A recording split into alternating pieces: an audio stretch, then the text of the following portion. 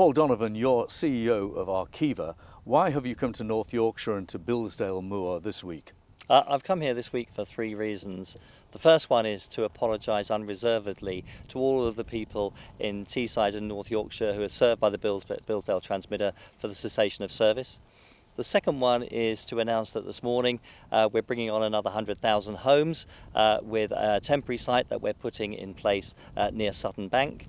And just over the hill here, that subject to planning permission, which is imminent from the North Yorkshire Moors Planning Authority, we'll be putting up an 80-metre temporary site, which again will improve general coverage in the area.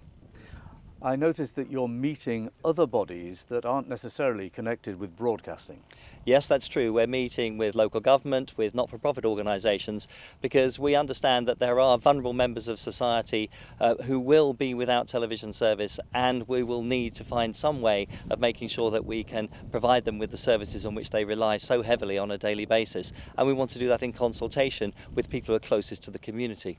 While many people have alternatives, such as satellite or cable, there is a large cohort of people who cannot get television through free-to-air.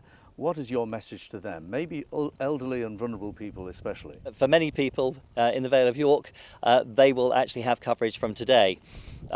Over the course of the next week to 10 days, the overall new coverage footprint from temporary transmitters will actually settle down. We'll then be able to understand those areas of the region where people who are vulnerable won't have any coverage, and we will be working together with local authorities and with others to find ways of delivering service via satellite or via broadband for them, so that they can have access to essential services as quickly as possible.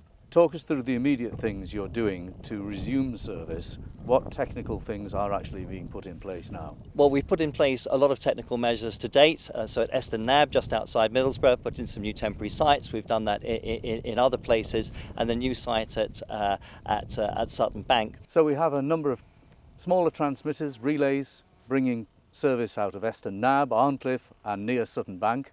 But what about the site here at Bilsdale? Well, we've been working around the clock to provide as much coverage through those temporary sites as possible. We've also, in parallel, been working on the erection of a new site, a new temporary site that will take place just over the hillside here in a disused quarry, making use of the height of the site that you see behind me. That's important because that means that we can have a broader coverage area with more services.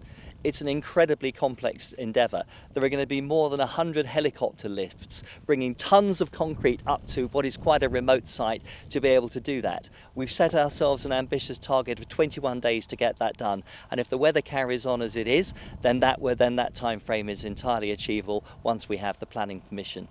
After that, we'll move to the next phase, which is a more permanent site using the current Bilsdale environment. And what is the future of the tower behind you?